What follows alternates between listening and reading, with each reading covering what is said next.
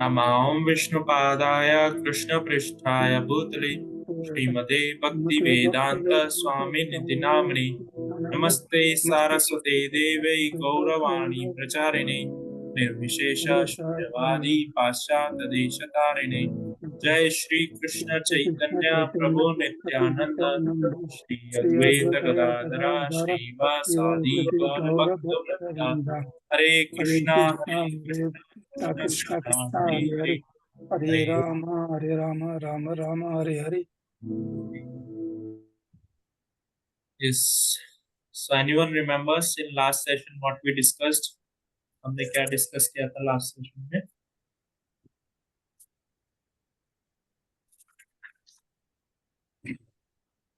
Yes, anyone remembers? Fear rather than wars is rather than death. So in our last session, we discussed from verse number 31st, second chapter, verse number 31st to verse number 37. Then That was the section of Karma Yoga. In Karma Yoga, particularly, it was about Sakam Karma Yoga. What is Karma Yoga? To understand Karma Yoga, first we'll try to understand what is yoga.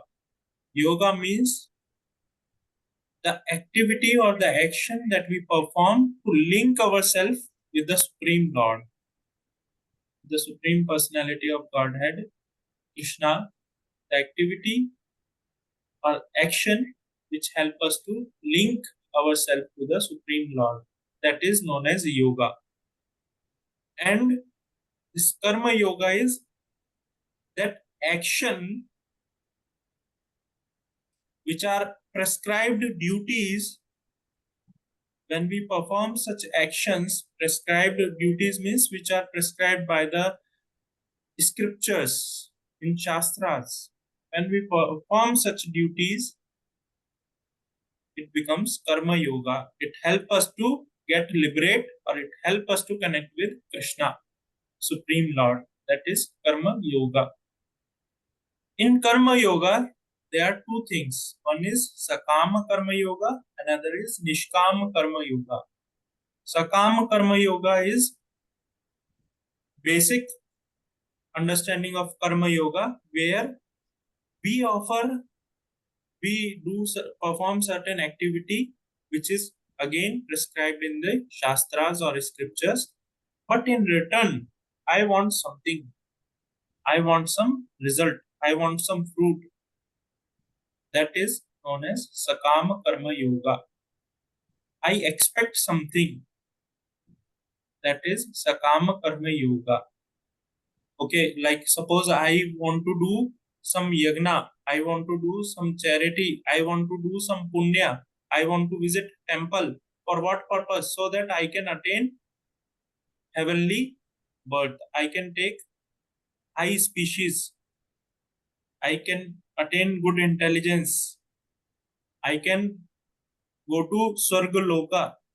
All such expectations are fall under this category known as Sakama Karma Yoga. Fruitive activity. We want some result or fruit for ourselves to enjoy. Next comes is Nishkam Karma Yoga. Nishkam Karma Yoga is completely we perform certain acts or actions for the pleasure of the Lord. And that is also can be say as a Bhakti Yoga. That is also known as Bhakti Yoga. That is completely under Bhakti Yoga. So we'll start with the verse. I'll share the screen. 38th verse we'll read today.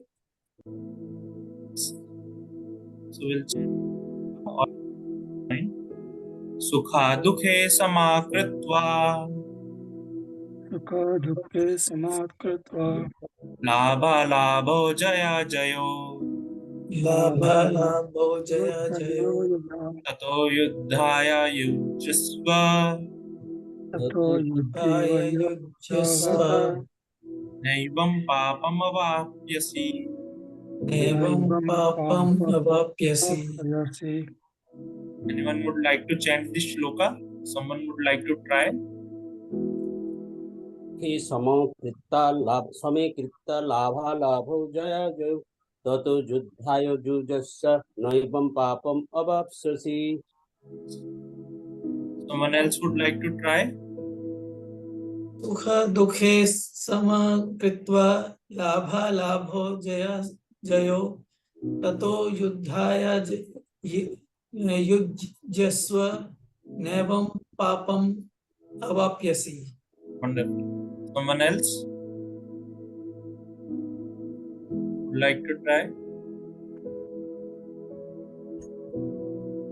Okay, we'll continue with the translation. Who though fight for the sake of fighting, without considering happiness or distress, loss or gain, victory or defeat, and by doing so you shall never incur sin. So here Krishna is instructing Arjuna. What he is telling? He is telling just sake of fighting, you should fight. Because you are a Kshatriya, it is your duty. You are a Kshatriya, it is your duty to fight for protecting dharma. So you should fight without considering happiness or distress. Out of fight, as a result, what you get, happiness or distress, you should not consider. Whether you gain victory or you lose the war, that also you should not consider. You should perform your duty in spite of whatever result comes. You should fight. Krishna is instructing to Arjuna. Just like you can also relate this, a army person is there who has dedicated his life for protecting the nation. So when he get instruction that he has to fight on the border, he is ready to fight on the border. When he gets the instruction to rescue, to go for a rescue mission, suppose some earthquake, flood is there, he happily goes to rescue those victims who are affected by those flood and other such natural disaster. So he is always ready. Same way Krishna is telling Arjuna, you are a Kshatriya and it is your duty to protect the dharma. So you should fight. You should not hesitate and you should not worry about the result. In spite of any such result, you should fight. And above this, Arjuna, he is the part and parcel of Krishna. He being a split soul, he belongs to Krishna. He is part and parcel of Krishna. So Krishna is directly instructing Arjuna, you should fight. So he should follow what Krishna is telling. Just like in our hand we have these fingers, right? So these fingers, suppose we eat food. Now this finger want to eat, okay, why I have to feed everyday mouth? I will eat alone. I will enjoy this food alone. I want to eat by myself. I don't want to feed this mouth. Every day I am feeding to mouth. I am not getting anything. I want to enjoy. So finger does not give any food to mouth.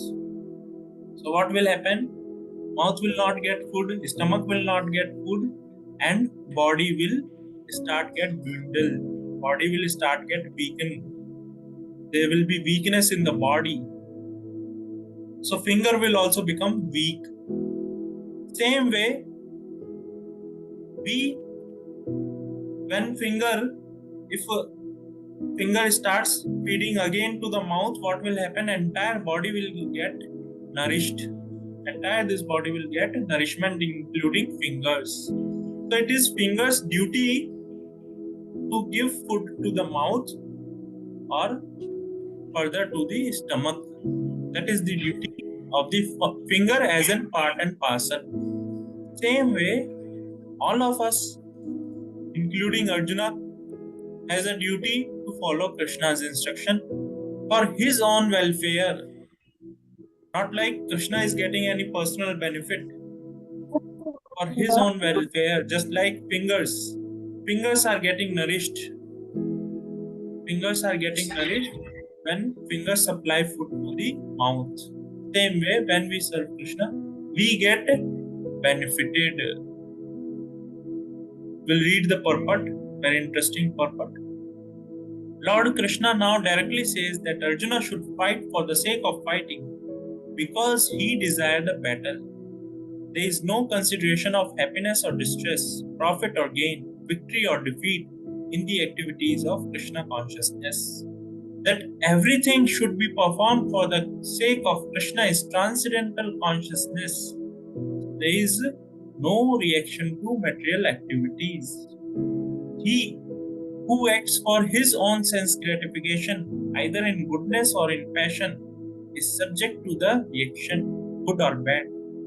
But he who has completely surrendered himself in the activities of Krishna consciousness is no longer obliged to anyone, nor he is a debtor to anyone. As one is in the ordinary course of activities, it is said, Deva Rishi Bhuta Apta Nirnam Pitranam Na Kinkaron Nayamani Cha Rajan Sarva Atmana Yahas Saranam Sharanayam Gato Mukundam Parihitya Kritam.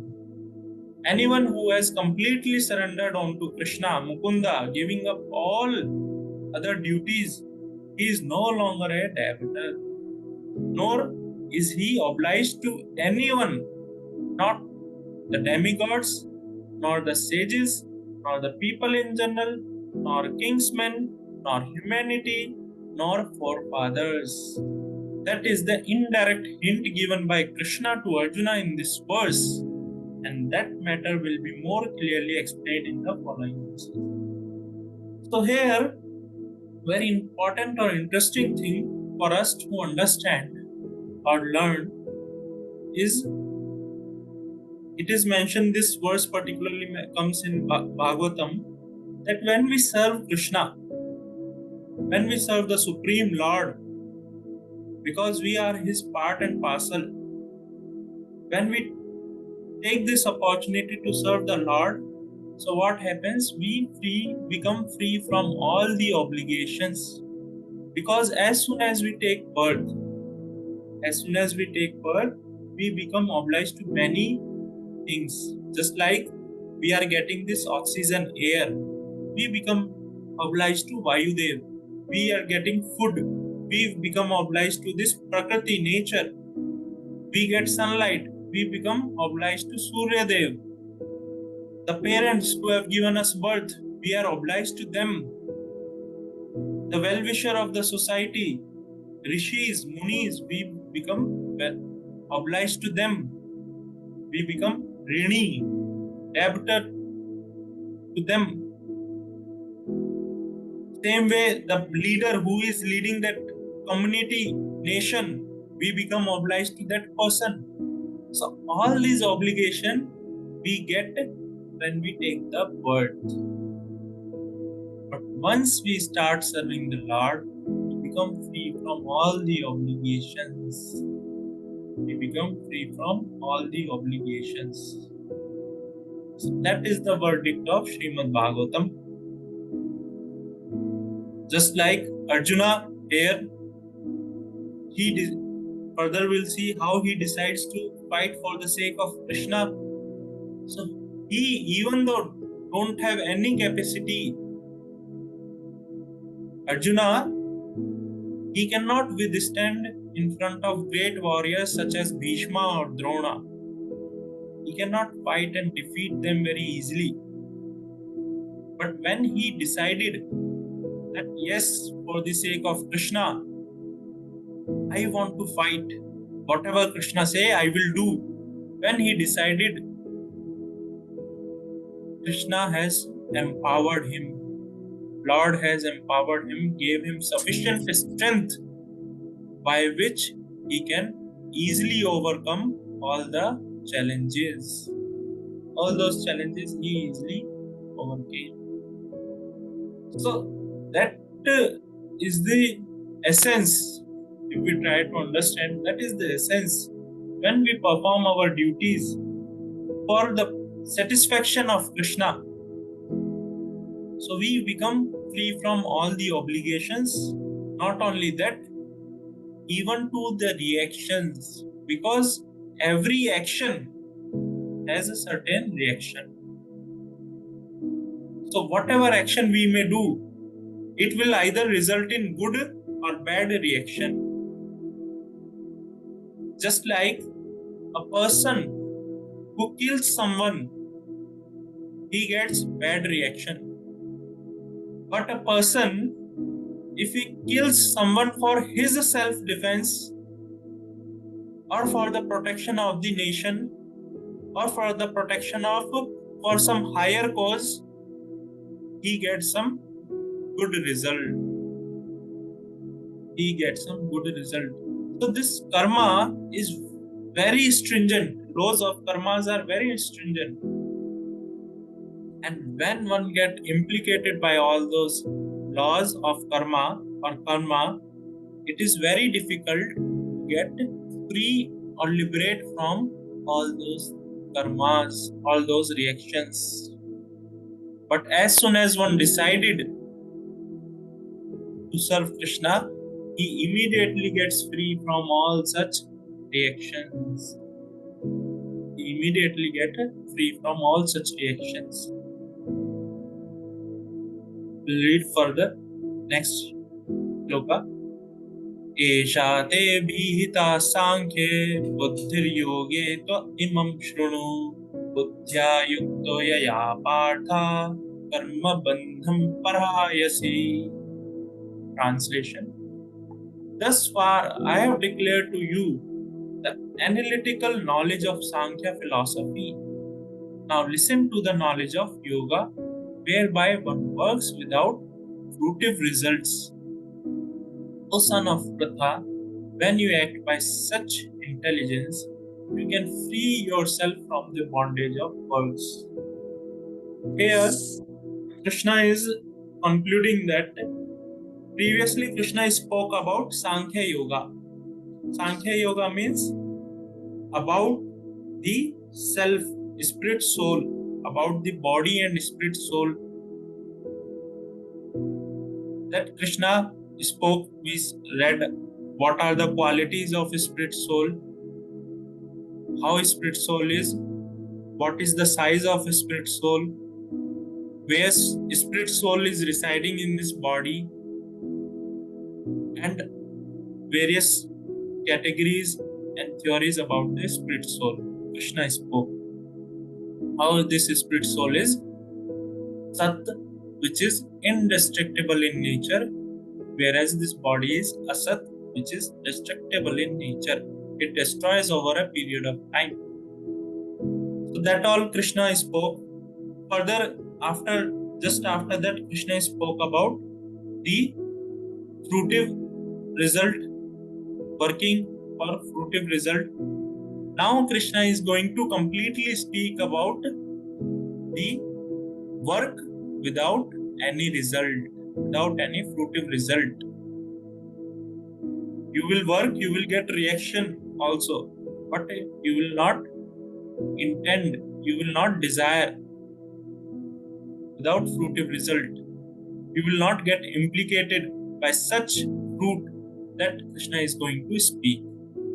And when one act with such intelligence, perform such duties, perform such tasks, he becomes free from karma bandhana.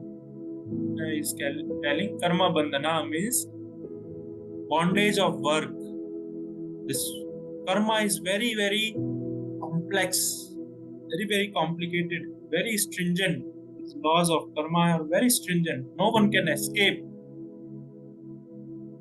One can get free from all such karma bandhana simply by performing this yoga, acting karma yoga, nishkama karma yoga or buddhi yoga.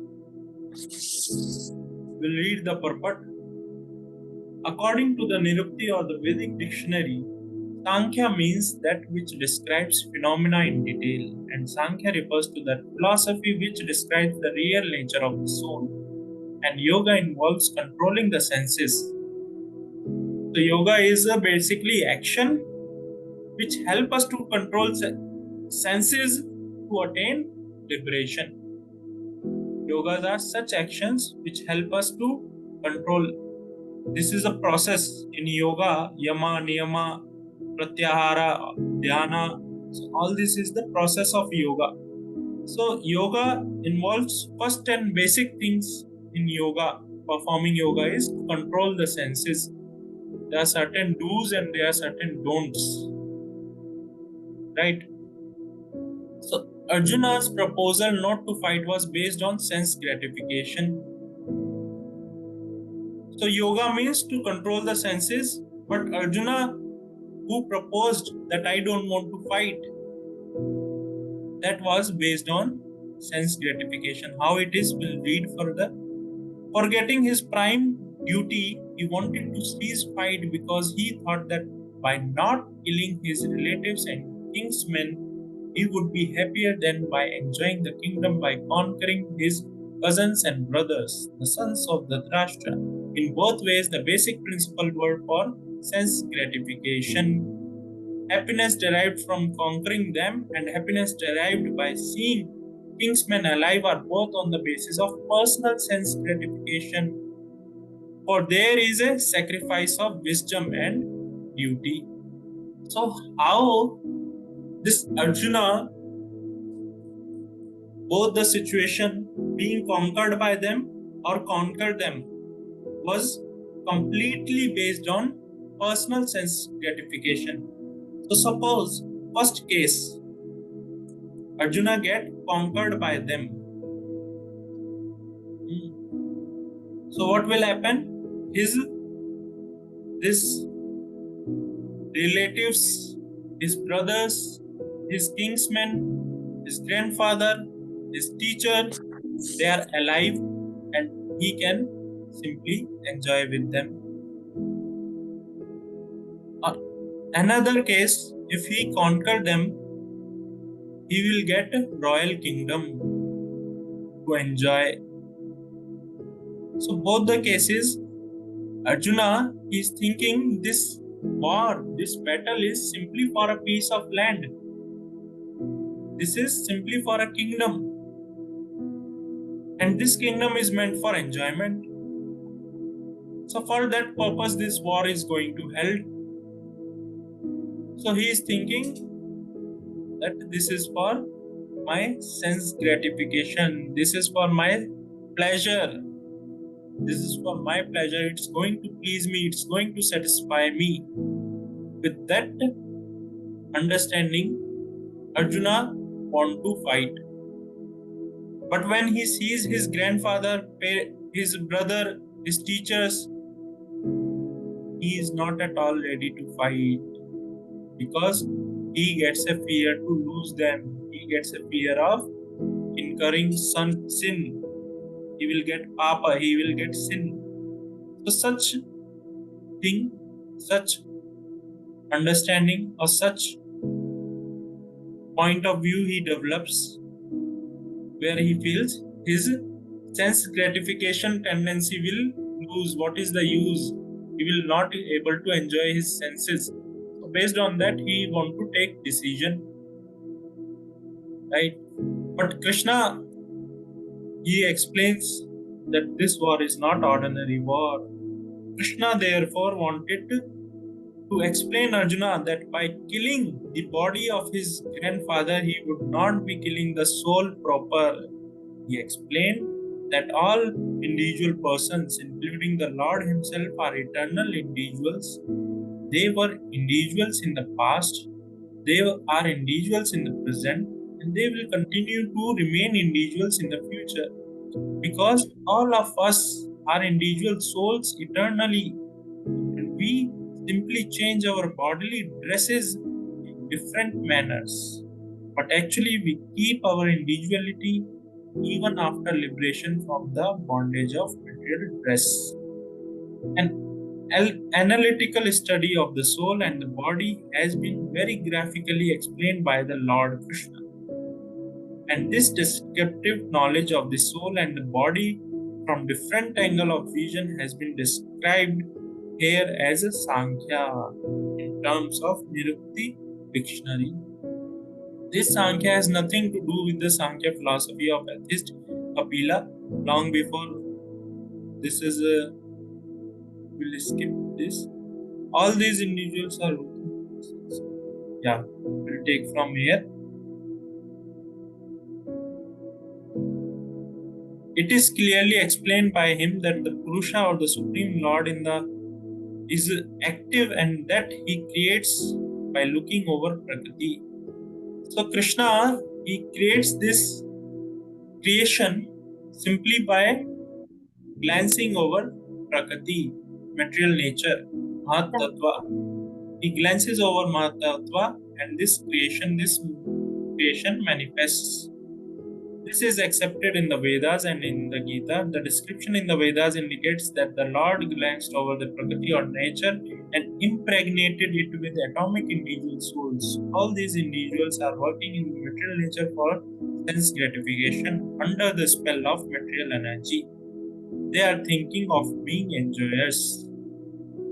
So here, very important point to understand that under the illusion that I am this body, we think that we are this body, not the soul. But in reality, we are the soul, we are the spirit soul. But we think under illusion that we are this body and these senses is what I am, and I want to satisfy these senses. I want to satisfy these senses, and to satisfy those senses, I perform various works, I do various activities, but at the end, what we find is still we are not able to satisfy these senses. How much ever we may try again and again, we will see our senses demand is not getting over. Our senses want more. Okay, today I want to eat something very nice. Suppose ice cream. Okay, I gave ice cream. Tomorrow it will demand something else. I want something very spicy or something different kind of taste, some sweet.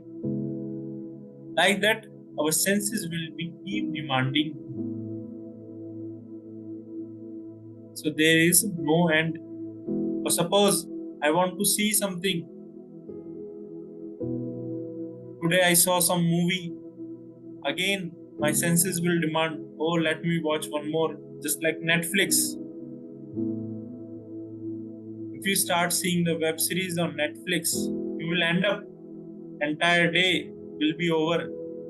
You will be not able to even feel satisfied. There are certain cases people share that when they thought, let me just watch one small episode, but they end up entire night sleeplessly.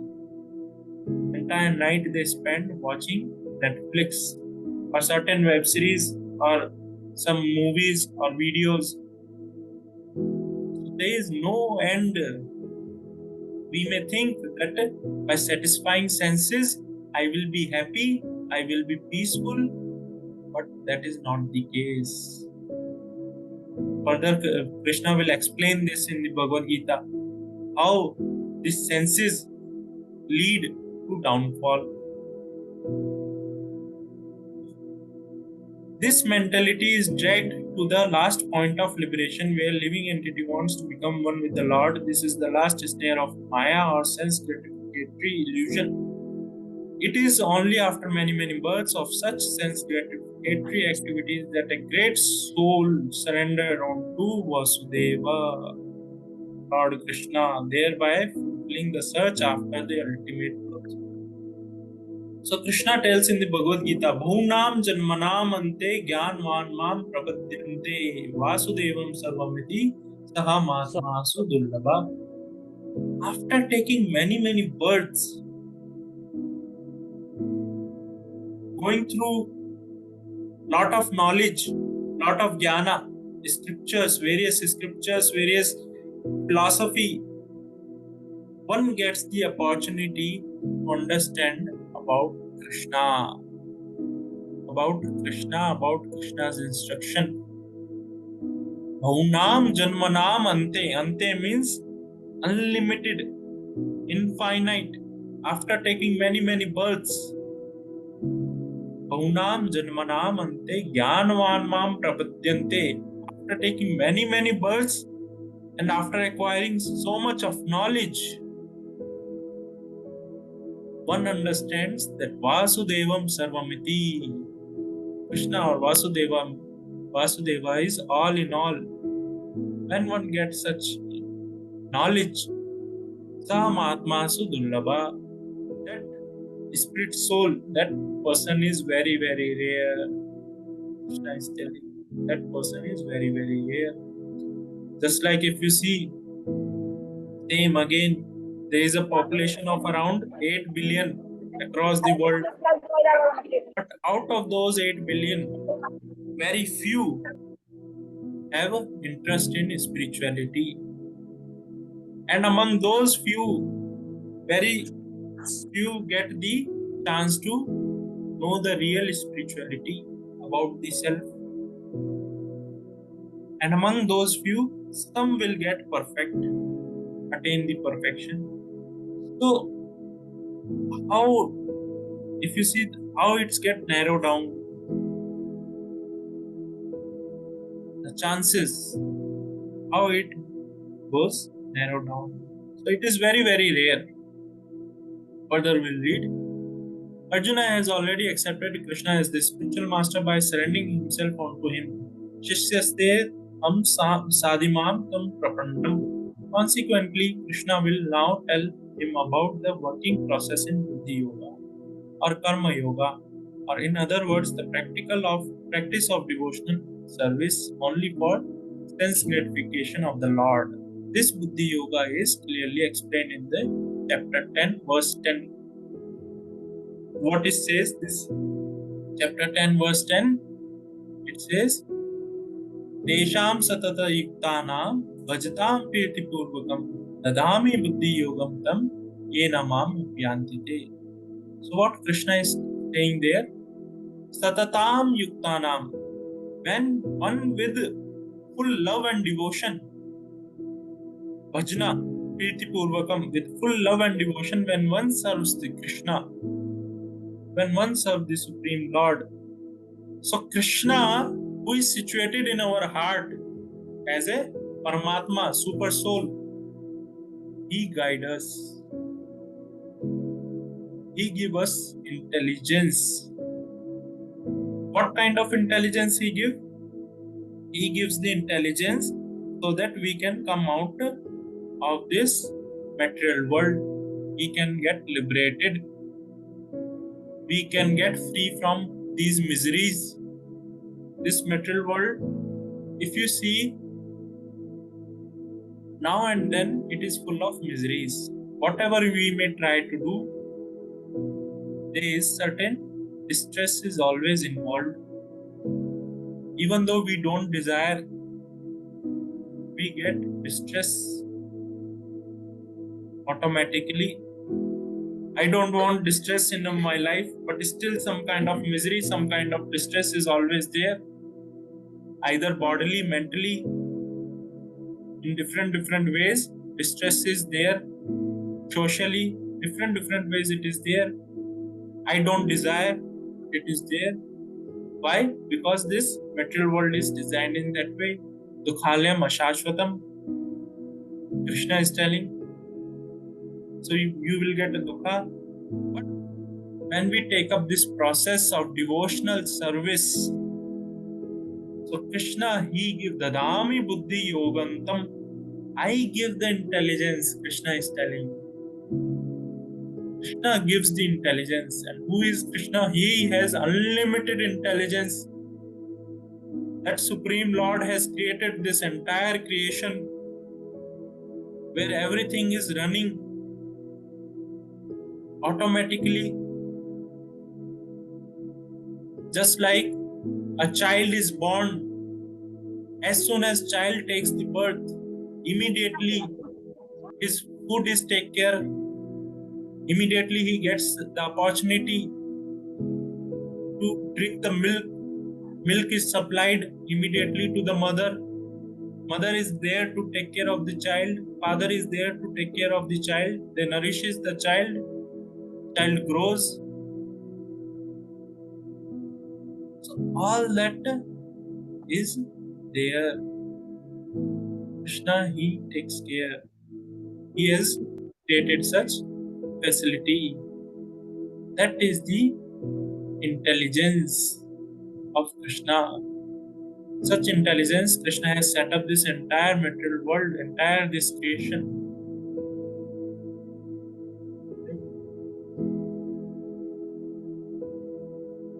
We'll read the next verse. This is one of the important verses of the Bhagavad Gita. We'll chant this. Neha bikarma nasosti pratyavayo na vidyate solpamapi yasya dharmasya prayato mahato bhaya. Translation. In this endeavor, there is no loss or diminution, and a little advancement on this path can protect one from the most dangerous type of fear. Trayata Mahato Bhaya. So Krishna is telling, in this endeavor, what endeavor? Endeavor for devotional service, endeavor for serving Krishna, perform prescribed duty which help us to make spiritual progress. Nishkam Karma Yoga. Such endeavor, when we do that kind of endeavor, follow rules and regulation. So when we follow such rules and regulation, Krishna is telling there is no loss. There is no loss or diminution, and a little advancement. Little. Krishna is telling Solpam. Alpa means little. Solpam means very little. Solpa, very little. Advancement on this path can save one from the greatest or most dangerous type of fear. We'll read the purport, very interesting. There are so many things to learn from this verse. Activity in Krishna consciousness or acting for the benefit of Krishna without expectation of sense gratification is the highest transcendental quality of birth. Even a small beginning of such activity finds no impediment, nor can that small beginning be lost at any stage. Any work begun on the material plane has to be completed. Otherwise, whole attempt becomes a failure. But any work begun in Krishna consciousness has a permanent effect. Even though not finished, the performer of such work is therefore not at a loss even if his work in Krishna consciousness is not completed, is incomplete.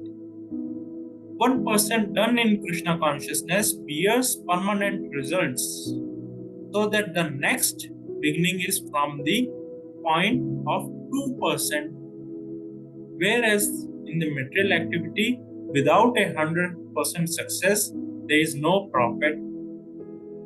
Ajamila performed his duty in some percentage of Krishna consciousness, but the result he enjoyed at the end was 100% by the grace of the Lord. There is a nice verse in this connection in Srimad Bhagavatam.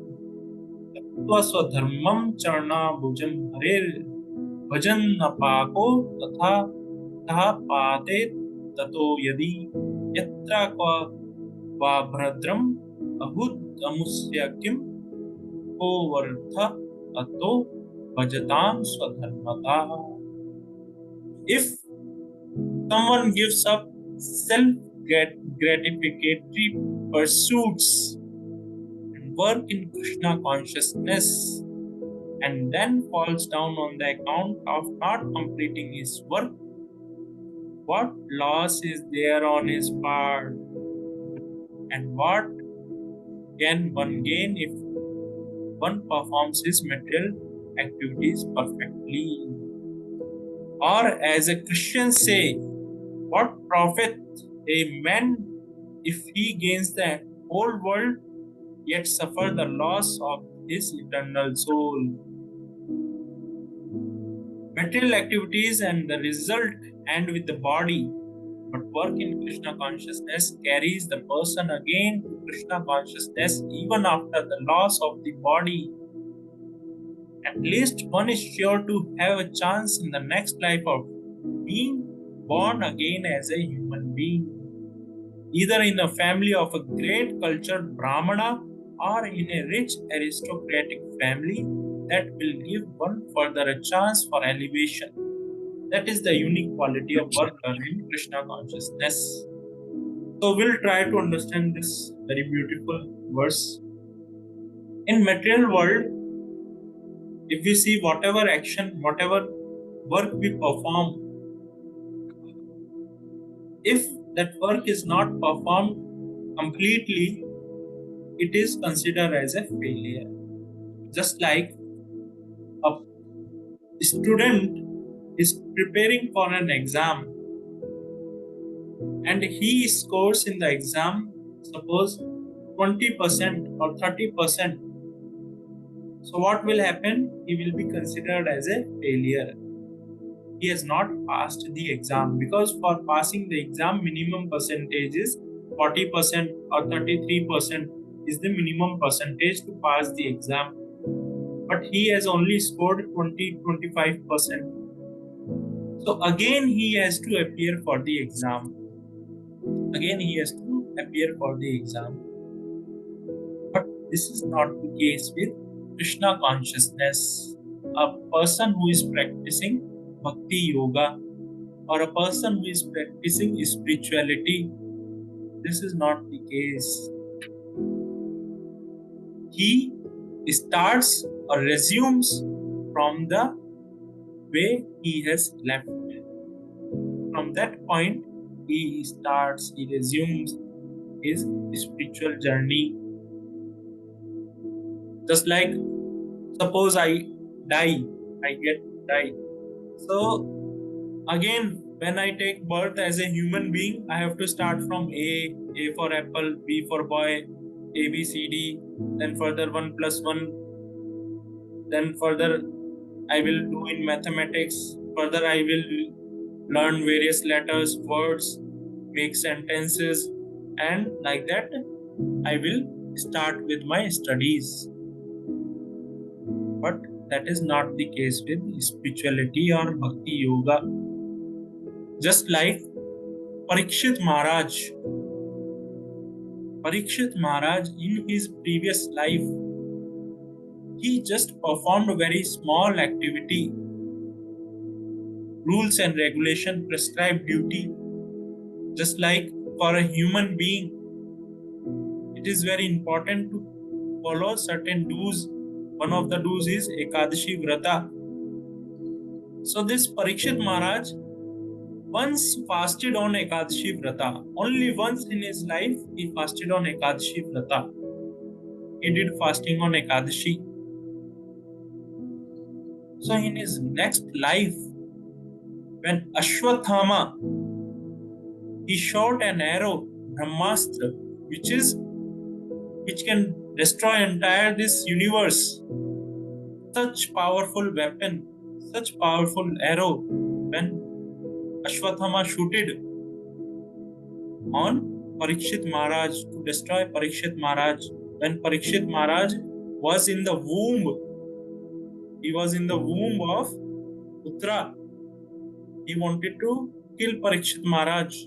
So when he shooted an arrow on Parikshit Maharaj to kill him, Krishna, he personally protected Parikshit Maharaj. He personally protected Parikshit Maharaj from that arrow. So how such a small act of Parikshit Maharaj in his previous life could save him from the greatest danger? Krishna, and that too Krishna personally protected him.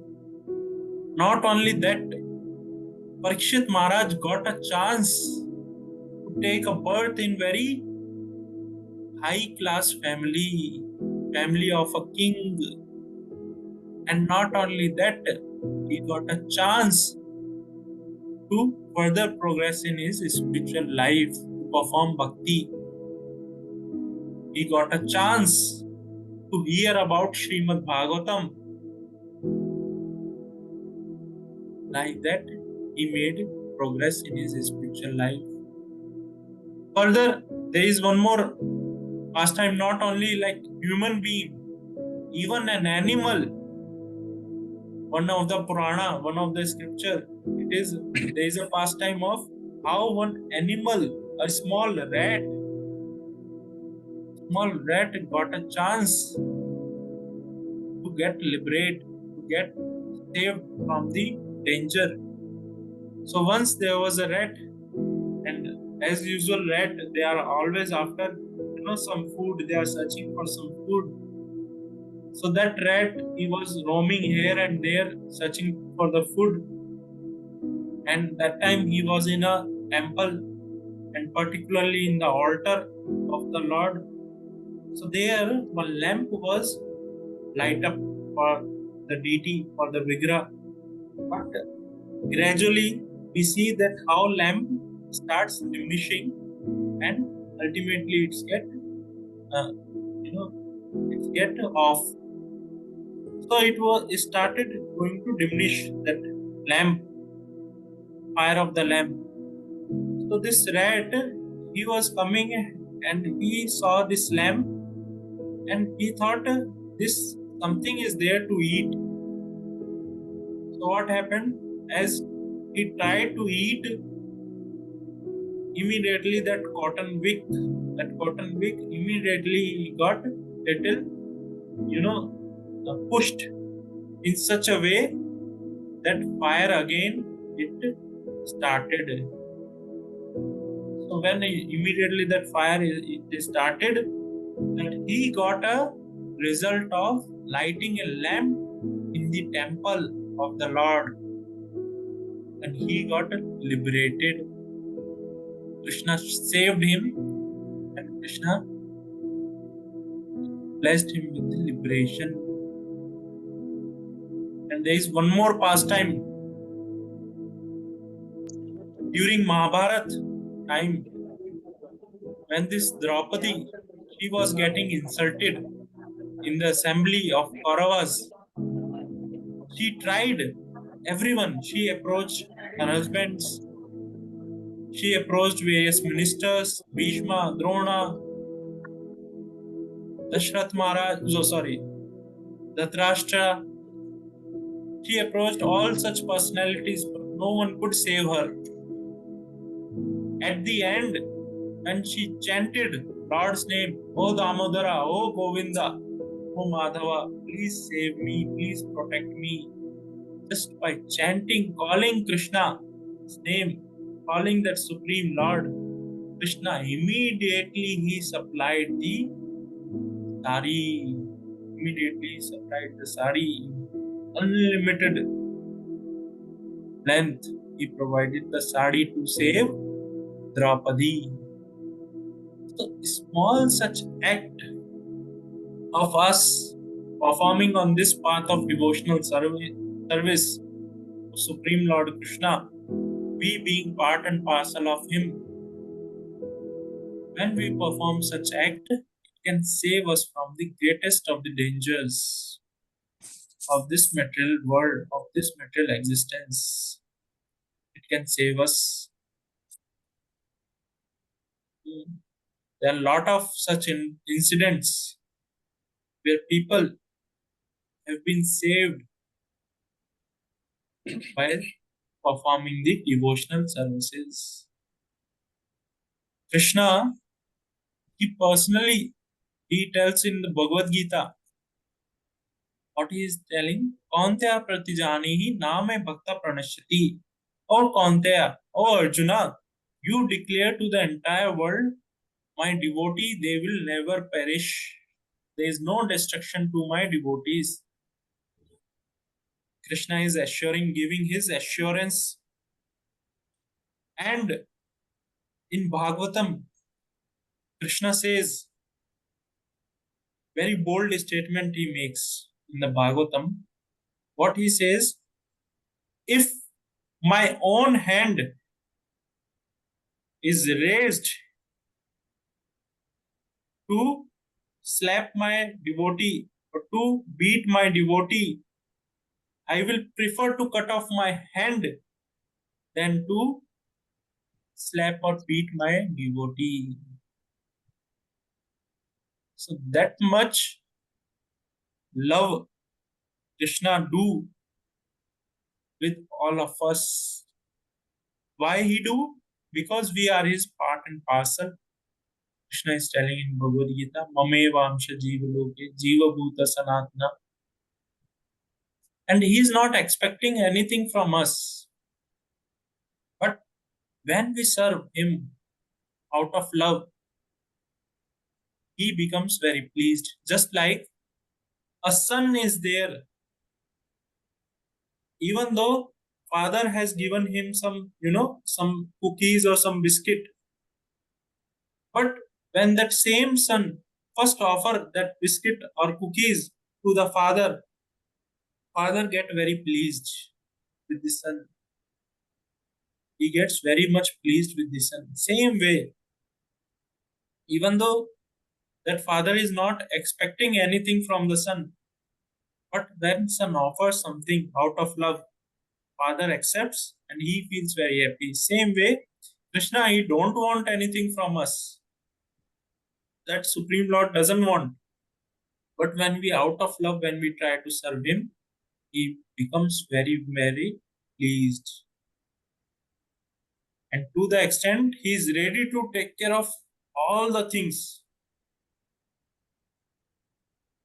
personally. That assurance also Krishna is giving. Okay. So we should try whatever extent it is possible, small, big, whatever extent we should try to serve Krishna. Chant his holy name. Read about Krishna. Read his instructions, Bhagavad Gita, Srimad Bhagavatam. So many things are there. If you have, some interest of suppose painting, paint for Krishna. If you have talent of singing, sing for Krishna. Sing for that Lord, Supreme Lord. So with those interest, quality, talents, when we try to serve Krishna, it becomes Nishkam Karma Yoga. It becomes Nishkam Karma Yoga. We dovetail our tendencies to serve Krishna. Okay, so anyone has any question or anything to ask or share? Please feel free to ask or share.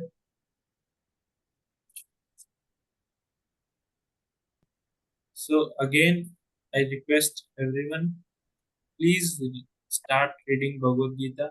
If not yet started, every day try to read at least one page of Bhagavad Gita. It will help you a lot. So please keep reading Bhagavad Gita. Lot of things you will understand in detail as you read Bhagavad Gita and attend these sessions. Okay, so we'll end here. Srimad Bhagavad Gita ki, Jai. Prabhupada ki, Jai. Hare Krishna. Hare Krishna. Hare Krishna. Hare Krishna. Hare Krishna, Prabhuji. Hare Thank Krishna. you.